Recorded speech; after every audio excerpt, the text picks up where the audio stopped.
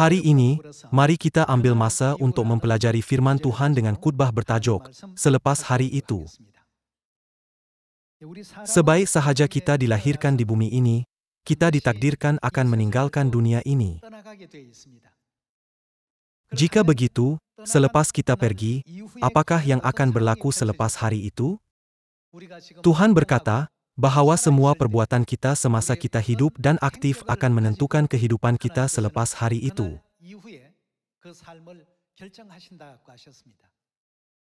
Bukankah ini ialah ajaran Alkitab yang sangat penting?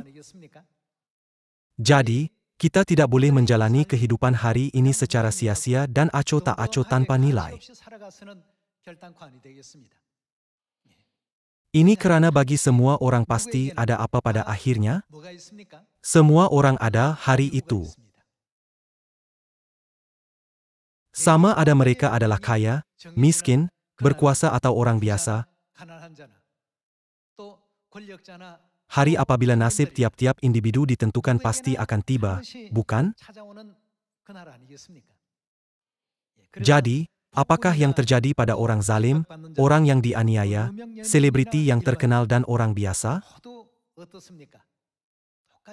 Semuanya hidup dalam nasib yang sama, yaitu meninggalkan dunia ini. Namun, itu bukanlah kesudahan. Apa yang penting ialah situasi selepas hari itu. Apakah yang menentukan kehidupan kita selepas hari itu? Semua perkataan, pikiran, dan perbuatan kita pada setiap saat semasa kita hidup di bumi ini akan dikumpulkan untuk menentukan kehidupan kita selepas hari itu.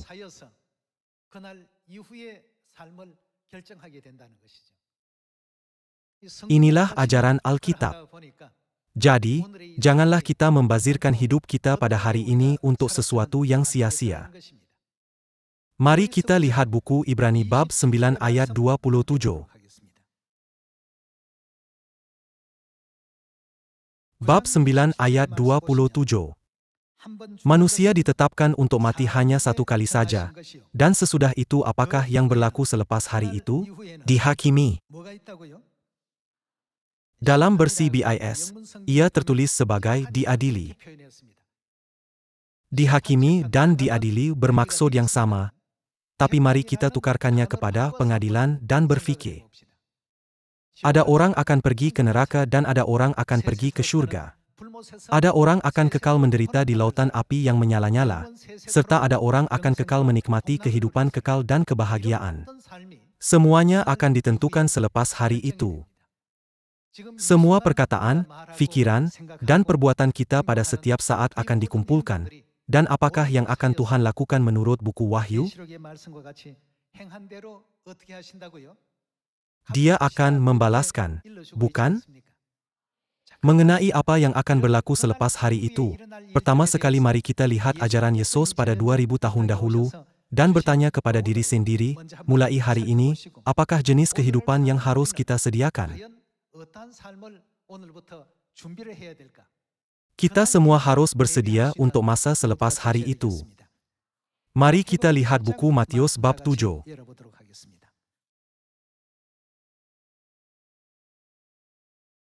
Buku Matius bab 7 ayat 21 tertulis, bukan setiap orang yang berseru kepadaku, Tuhan, Tuhan, akan masuk ke dalam kerajaan sorga. Selepas hari itu, Anda dan saya ingin pergi kemana? Ke surga. Sini tertulis, bukan setiap orang yang berseru kepadaku, Tuhan, Tuhan, akan masuk ke dalam kerajaan sorga, melainkan dia yang melakukan kehendak Bapa-Ku yang di sorga. Jika begitu, kehidupan yang melakukan kehendak Tuhan boleh dilihat sebagai kehidupan yang bersedia untuk surga yang kekal, bukan? Ayat 22. Pada hari terakhir banyak orang akan berseru kepadaku, Tuhan, Tuhan, bukankah kami bernubuat, mengusir setan, dan mengadakan banyak mujizat demi nama-Mu juga? Pada waktu itulah aku akan berkata, aku tidak pernah mengenal kamu. Enyahlah daripadaku. Kamu sekalian apa? Yang mungkar. Mungkar bermaksud tidak mengikut hukum perjanjian Tuhan. Enyahlah daripadaku, kamu sekalian yang mungkar. 불법을 행하는 자들아 내게서 떠나가라 하리라 하고 했습니다. Apabila hidup di bumi ini berakhir, manusia akan berdiri di depan takhta penghakiman Tuhan dan ditanya, apakah yang kamu buat semasa di bumi? Ada orang akan menjawab, Tuhan, Tuhan, aku bernubuat demi namamu, mengusir syaitan dan mengadakan banyak tanda mukjizat. Apalagi yang kamu buat? Aku menyambut ibadah hari Ahad, menyembah salib dan menyambut Krismas. Apabila mereka memberitahu tiap-tiap perbuatan agama mereka kepada Tuhan, Dia akan membuat pengadilan. Berdasarkan sama ada itu kemungkaran atau menuruti kehendak Tuhan, Dia akan menghakimi dan menghalau semua pemungkar. Menurut kehendak Tuhan, ada perayaan-perayaan perjanjian baru Tuhan, baptisan perjanjian baru, peraturan perjanjian baru untuk bertudung dan banyak ajaran lagi. Antaranya, mari kita lihat ajaran bahwa kita harus mempercayai Ibu Surgawi.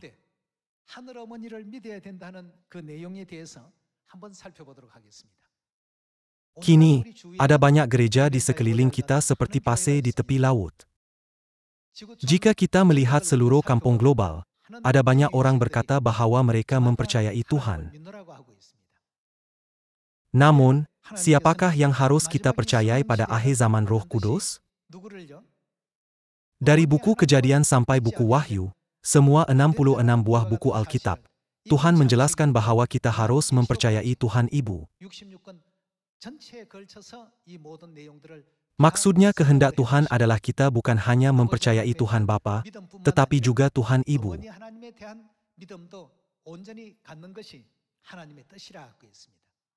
Namun, jika kita tidak melakukan kehendaknya dan hanya berkata, Tuhan, Tuhan, dapatkah kita diselamatkan?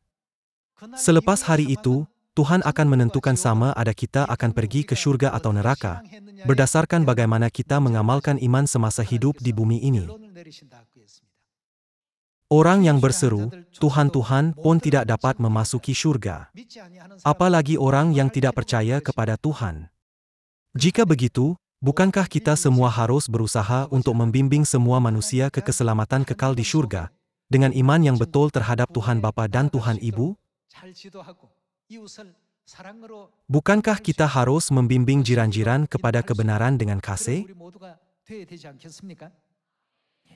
Kini gereja-gereja di dunia hanya menegaskan mempercayai Tuhan Bapa.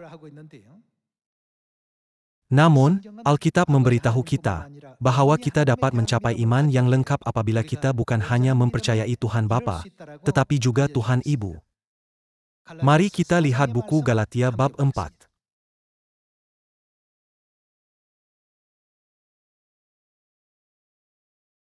Buku Galatia bab 4 ayat 26 tertulis, Yerusalem surgawi adalah perempuan yang merdeka, dan ialah siapa? Ibu kita. Sini memang tertulis ibu kita. Betul? Ayat 27. Karena ada tertulis, bersukacitalah, hai si mandul yang tidak pernah melahirkan. Bergembira, sebab yang ditinggalkan suaminya akan mempunyai lebih banyak anak daripada yang bersuami. Dan kamu, saudara-saudara, kamu sama seperti Ishak adalah anak-anak janji. Tetapi seperti dahulu, dia, yang diperanakan menurut daging, menganiaya yang diperanakan menurut roh. Demikian juga sekarang ini. Usirlah hamba perempuan itu beserta anaknya, sebab anak hamba perempuan itu tidak akan menjadi ahli waris bersama-sama dengan anak perempuan merdeka itu. Saudara-saudara, kita bukanlah anak-anak hamba perempuan, melainkan anak-anak siapa? Anak-anak perempuan merdeka. Perempuan merdeka yang disebut dalam buku Galatia bab 4 merujuk kepada siapa? Alkitab mengingatkan kita bahwa Yerusalem ialah ibu kita. Umat Tuhan yang menerima janji daripada Tuhan disebut sebagai anak-anak perempuan. Melalui 66 buah buku Alkitab, Tuhan mengingatkan kita dengan sejelasnya bahwa kita ada Tuhan Ibu. Ini bukan satu-satunya rekod dalam Alkitab. Mari kita membuka buku Kejadian bab 1. Apabila kita memahami sepenuhnya soalan, apakah sebenarnya kehendak Tuhan di sini? kita dapat mengambil bahagian dalam janji Tuhan yaitu surga selepas hari itu. 천국이라는 이와 같은 하나님의 약속에 동참할 수 있는 것이죠. Mari kita lihat buku Kejadian bab 1 ayat 26. Bab 1 ayat 26 tertulis, 하나님이 가라사대 Berfirmanlah Tuhan, baiklah kita menjadikan manusia menurut gambar dan rupa kita. Tuhan yang menciptakan manusia berkata, baiklah kita menjadikan manusia. 우리가 사람을 창조하자. 그렇게 말씀하셨습니다. Jadi, ini menunjukkan bahwa Tuhan pencipta yang menciptakan manusia bukanlah satu. Mari kita pergi ke ayat 27 untuk melihat image Tuhan yang wujud sebagai kita. Maka Tuhan menciptakan manusia itu menurut gambarnya. Menurut gambar Tuhan diciptakannya dia. Laki-laki dan perempuan diciptakannya mereka. Jika Tuhan menciptakan manusia menurut image sendiri, maksudnya dia menyalin menurut image-nya, bukan? 복사했다는 뜻 아니겠습니까? Selepas menyalin menurut image Tuhan, siapa diciptakan? Lelaki dan perempuan diciptakan. 창조되었더라고 했습니다. Sebab itulah Tuhan berkata apa? Baiklah kita menjadikan manusia menurut gambar kita. Bukan aku akan melakukannya sendiri. 나 혼자 만들겠다라고 하지 않았습니다. Jika satu Tuhan menciptakan semua manusia, bagaimanakah dia harus berkata, 뭐라고 표현해야 됩니까? Aku sendiri akan menjadikan 나 manusia. 혼자 창조하겠다. Sekurang-kurangnya perlu dinyatakan seperti ini. Namun, Tuhan berkata dalam ayat 26, baiklah kita menjadikan manusia menurut rupa kita. Dengan cara seperti itu, image lelaki dan image perempuan diciptakan. Kita memanggil Tuhan yang berimage lelaki itu siapa? 뭐라고 표현하죠? Kita memanggil dia Tuhan Bapa. Jika begitu, kita semula jadinya harus panggil Tuhan yang berimage perempuan siapa? Sudah tentu, Tuhan Ibu. Hal ini diberitahu dengan sangat mudah dalam buku Kejadian. Namun kini, semua gereja di dunia berkata, hanya ada Tuhan Bapa, tidak ada Tuhan Ibu. Adakah buku Kejadian bab 1 dalam Alkitab mereka berbeza dengan Alkitab kita? Sama. Tidak kira Alkitab yang mana Anda baca di seluruh dunia, semuanya ditulis dengan sama. Meskipun begitu, mereka berkata, Tuhan adalah satu, dan hanya menyembah satu Tuhan. Ayat yang selalu mereka gunakan untuk mendakwa, hanya ada satu Tuhan, adalah dari buku Efesus bab 4. 바로 에베소 4장의 이 말씀입니다. Mari kita lihat buku Efesus bab 4 ayat 5. Berapa Tuhan? Satu Tuhan, satu iman, satu baptisan. Dan ayat 6 juga ada berapa Tuhan? Satu Tuhan jika kita hanya melihat sampai sini, nampaknya hanya ada satu Tuhan. 거기까지만 보면 하나처럼 보입니다. 근데 그 Namun, 보니까 apakah yang dikatakan seterusnya? 곧 Dan Bapa dari semua. 아버지시라고 했습니다. Kita ada berapa Tuhan Bapa? Hanya satu. 한 분이죠. 아버지가 Hanya ada satu Tuhan sebagai Bapa. Namun, ada siapa lagi selain daripada Tuhan Bapa? Menurut buku Kejadian bab 1 ayat 26, siapakah ialah asas dan model bagi image perempuan? Bukankah kita harus memanggil Tuhan itu Tuhan Ibu? Ini karena Tuhan Bapa dan Tuhan Ibulah yang memberikan kehidupan kekal kepada manusia. Sebab itulah dari buku Kejadian bab 1 tertulis, bahwa semua manusia diciptakan oleh Tuhan Bapa dan Tuhan Ibu. Di Korea ada banyak mazhab Kristen, gereja Presbyterian, gereja Methodist, gereja Holiness, gereja Pembaptisan, gereja SDA, gereja Saksi Yehova, gereja Unifikasi. Ada banyak jenis mazhab gereja, tetapi Alkitab adalah sama. Alkitab bahasa Inggris juga ditulis seperti itu, dan Alkitab bahasa Spanyol juga sama. Memandangkan semua Alkitab ditulis seperti itu, bukankah ini bermaksud kita dapat percaya seperti yang tertulis? Bukankah lelaki diciptakan menurut imej Tuhan yang bersifat lelaki, dan perempuan diciptakan menurut imej Tuhan yang bersifat wanita? Tuhan bukan tidak dapat membezakan aku dengan kita. Tuhan berkata, "Baiklah kita menjadikan manusia menurut gambar dan rupa kita," lalu menciptakan lelaki dan perempuan. Jika begitu, sudah tentu Tuhan wujud sebagai Tuhan yang bersifat lelaki dan Tuhan yang bersifat wanita. Tuhan yang bersifat lelaki menciptakan kita, dan Tuhan yang bersifat wanita juga menciptakan kita. Sebab itulah Tuhan berkata, "Baiklah kita menjadikan manusia menurut gambar dan rupa kita," bukan? Dengan ini, mari kita fikirkan kembali firman Yesus dalam buku Matius bab 7. Orang yang melakukan kehendak Tuhan akan pergi kemana? Ke surga. Selepas hari itu, hidup kita akan ditentukan di sana. Kini, banyak gereja di dunia ada kesilapan dan percanggahan, mulai dari buku Kejadian bab 1, apabila mereka membaca 66 buah buku Alkitab. Oleh itu, mereka hanya membuat kesimpulan yang tidak konsisten. Semua manusia ingin pergi ke surga. Jika begitu, kita harus mengikut kehendak Bapa. Kehendak Tuhan adalah kita bukan hanya mempercayai Tuhan Bapa tetapi juga siapa? Iman kita harus mempercayai kedua-dua Tuhan Bapa dan Tuhan Ibu. Tuhan memberitahu kita bahwa hanya selepas itu kita dapat menjadi keluarga surgawi, bukan? Mari kita lihat buku Ibrani bab 12 ayat 9. Menurut ayat 9, ada Bapa yang melahirkan badan fisikal kita dan Bapa yang melahirkan roh kita. Dari ayah kita yang sebenarnya kita beroleh ganjaran. Kalau demikian bukankah kita harus lebih taat kepada Bapa segala roh, supaya kita boleh hidup? Seperti mana ada bapa-bapa dalam sistem keluarga di bumi ini, siapakah juga wujud di dunia rohani?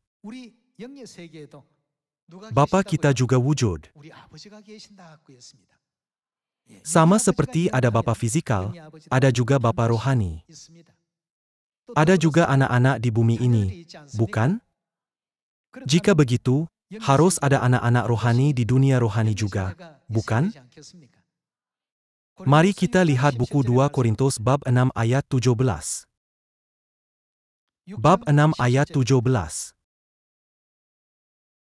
Keluarlah kamu dari antara mereka, dan pisahkanlah dirimu dari mereka, firman Tuhan. Dan aku akan menjadi apa?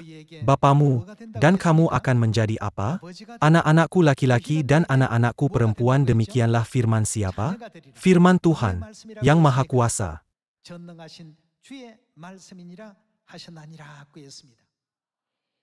Tuhan berkata, "Aku ialah Bapamu dan kamu ialah anak-anakku lelaki dan perempuan." Bapa, anak lelaki dan anak perempuan ialah gelaran yang digunakan dalam keluarga. Namun, sini tidak ada ibu. Sebab itulah buku Galatia bab 4 ayat 26 tertulis, "Tetapi Yerusalem sorgawi adalah perempuan yang merdeka, dan ialah siapa? Ibu kita." Dan buku Kejadian bab 1 daripada ayat 26 hingga 27 tertulis, "Baiklah kita menjadikan manusia menurut gambar dan rupa kita, lalu lelaki dan perempuan diciptakan." Ini menunjukkan bahwa Tuhan Ibu pasti wujud. Kerana dengan ini, Bapa, Ibu, serta anak lelaki dan anak perempuan rohani, yaitu hubungan keluarga ditubuhkan sepenuhnya. Sebab itulah, 2000 tahun dahulu apabila Tuhan datang ke bumi ini, Dia mengajar kita bahwa kita ialah anak-anak Tuhan, dan kita dihubungkaitkan melalui darah Tuhan. Semua 66 buah buku Alkitab ialah kehendak Tuhan. Jika kita tidak mengenali dan memegang iman yang betul terhadap isi yang ditulis sebagai kehendak Tuhan, situasi selepas hari itu pasti akan sangat menyedihkan. Tuhan, bukankah kami bernubuat, mengusir syaitan dan mengadakan banyak mukjizat demi namamu? Kenapa engkau tidak membenarkan kami masuk syurga? Aku tidak pernah mengenal kamu. Nyahlah daripadaku, hai kamu yang mungkar. Sebab itulah Tuhan berkata bukan setiap orang yang berseru, Tuhan, Tuhan, akan memasuki syurga, melainkan siapa? Orang yang melakukan kehendak Bapa.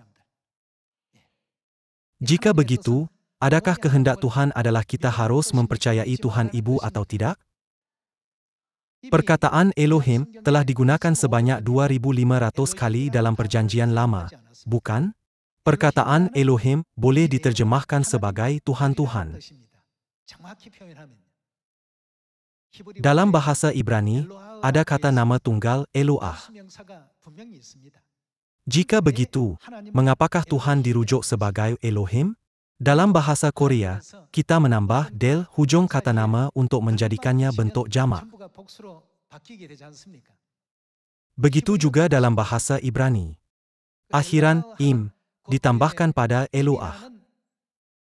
Itu sama seperti menambahkan s di hujung kata nama dalam bahasa Inggris. Dengan ini, kita dapat memastikan bahwa Tuhan bukanlah satu, tetapi Tuhan Bapa dan Tuhan Ibu sentiasa bersama-sama dalam setiap proses, dari kerja penciptaan sampai membimbing keselamatan manusia. Namun kini, banyak gereja di dunia berkata secara konsisten, tidakkah gereja yang mempercayai Tuhan Ibu pelik? Kita harus dapat memeriksa bagaimana Alkitab membuktikan hal ini dan bersedia demi keselamatan kita selepas hari itu. Kalian, betapa pendeknya kehidupan manusia? Orang yang berumur 20-an atau 30-an berfikir bahwa masa masih panjang sebelum mereka berumur 70 atau 80 tahun. Tapi masa berlalu dalam sekelip mata. Mengapakah masa berlalu dengan begitu cepat? 2, 3 bulan sudah berlalu tanpa disedari. Sangat menakjubkan.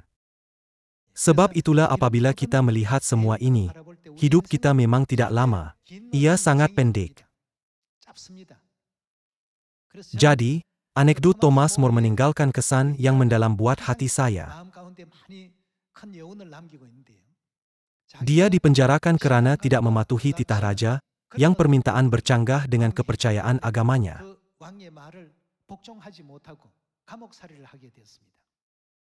Isteri dan anak lelakinya melawat.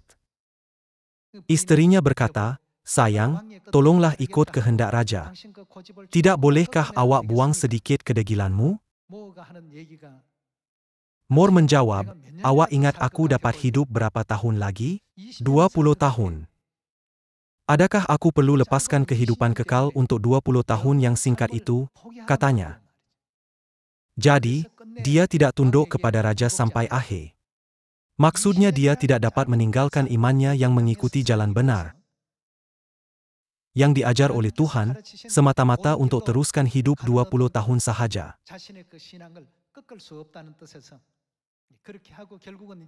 Akibatnya, dia dihukum mati di dalam penjara. Hidup manusia adalah begitu pendek. Bahkan para pemerintah dan penakluk yang terkenal pun tidak ada lagi di dunia ini.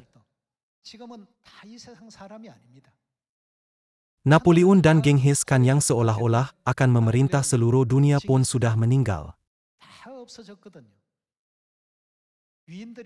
Orang hebat yang namanya dikenali apabila disebut, semua sudah meninggalkan dunia ini. Mereka sedang menjalani kehidupan selepas hari itu. Kalian, kehidupan selepas hari itu juga akan datang pada kita tanpa kita sedari. Jika begitu, bukankah kita harus bersedia mulai sekarang untuk hari yang akan tiba-tiba datang itu? Jika kita tidak berbuat apa-apa, 2 bulan 2 tahun 20 tahun akan berlalu dalam sekelip mata. Mulai saat ini, kita harus aturkan fikiran kita sekali lagi dan bersedia untuk kehidupan yang dapat pergi ke syurga. Mengenai kehidupan yang dapat pergi ke syurga, apakah firman Yesus? Dia berkata, hanya orang yang melakukan kehendak Bapa dapat memasuki syurga. Jadi, marilah kita menjadi orang yang bersungguh-sungguh harapkan syurga abadi, dengan iman yang sempurna dalam Tuhan Bapa dan Tuhan Ibu. Apabila Tuhan biar Alkitab ditulis, Dia telah meninggalkan pesanan yang sangat penting dalam Wahyu.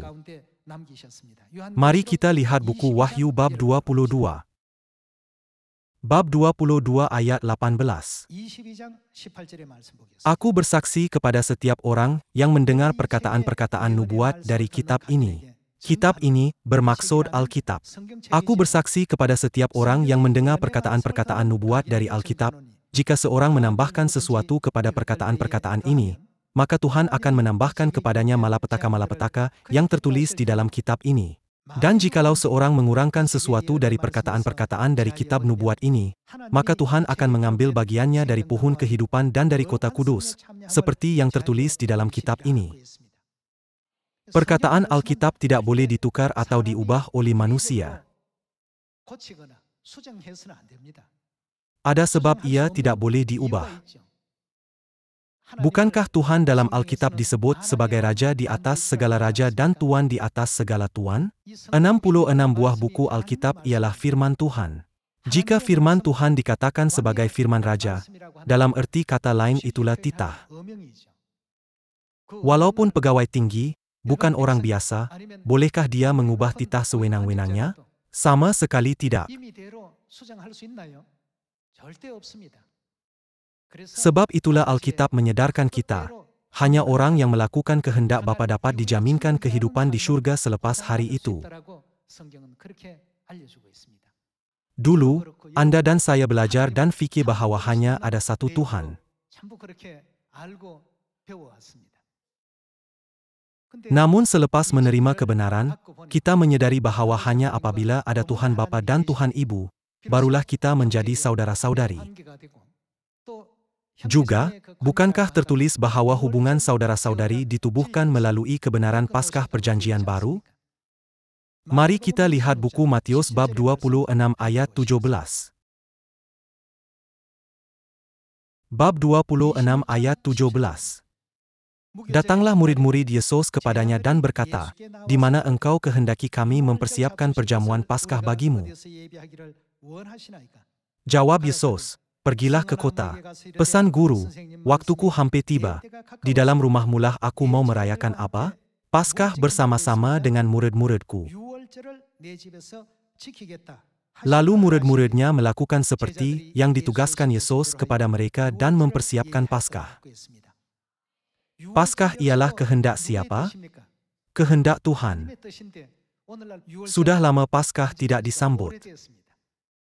Sejak Paskah dimansuhkan di Majelis Nikia pada tahun 325 Masehi, tiada gereja yang menyambutnya sampai sekarang, kecuali gereja Tuhan kita. Paskah ialah perintah yang Yesus suruh murid-muridnya sambut. Mari pergi ke ayat 26. Mari kita lihat babak Paskah disambut. Yesus mengambil roti, mengucap berkat, memecah-mecahkannya lalu memberikannya kepada murid-muridnya dan berkata, "Ambillah, makanlah, inilah tubuhku." Yesus berkata bahwa roti Paskah ialah tubuhnya yang kudus. Ayat 27.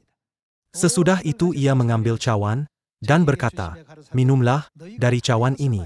Sebab inilah, yaitu air anggur Paskah ialah darahku, darah perjanjian, yang ditumpahkan bagi banyak orang untuk pengampunan dosa." Apabila kita menyambut Paskah, kita mewarisi daging dan darah Tuhan. Anak-anak mewarisi daging dan darah ibu bapa. Jika begitu, orang yang berhak istimewa untuk memanggil Tuhan Bapa dan Ibu melalui Paskah pasti mempunyai apa? Dalam mereka harus mempunyai darah kehidupan Tuhan, bukan? Sebab itulah Yesus berfirman, "Persiapkanlah Paskah, dan aku sangat rindu makan Paskah." Dia bahkan memanggil Paskah sebagai perjanjian apa? Perjanjian baru. Dia bermaksud, ini ialah sebuah perjanjian yang tidak akan hilang, layu, dan tidak akan dimansuhkan. Dengan mengatakan ini, dia memberikan kebenaran Paskah Perjanjian Baru sebagai perjanjian abadi, bukan? Hari ini, Anda dan saya menakuti Bapa dan Ibu Surgawi. Tuhan telah mengurniakan darah rohani yang lebih kental daripada darah fisikal kepada saudara-saudari yang dikasihi di Sion. Jadi, dalam buku Yohanes bab 13 ayat 34, apalagi perintah Tuhan? Aku memberikan perintah baru kepada kamu. Apakah yang harus kita buat? Saling mengasihi. Dengan demikian semua orang akan tahu bahwa kamu adalah murid-muridku. Kalian, setiap firman Tuhan adalah bermakna dan mengandungi kehendak Tuhan. Janganlah kita lupa, tetapi melakukan kehendak Tuhan dengan betul, agar kita semua dapat kembali ke surga yang kekal. Kita harus bersedia untuk kehidupan selepas hari itu. Selepas hari itu, siapakah yang dapat menikmati kehidupan di surga dan layak memasukinya? Orang yang melakukan kehendak Bapa akan pergi kemana? Mereka boleh pergi ke surga, katanya. Hari ini, saya ingin minta semua saudara-saudari supaya mengukirkan sekali lagi dalam hati semua ajaran Alkitab yang diberikan. Dengan mengikut kehendak Bapa dan Ibu, marilah kita cepat cari saudara-saudari kita yang merindui Bapa, Ibu, dan Sion, serta membimbing mereka kepada kebenaran.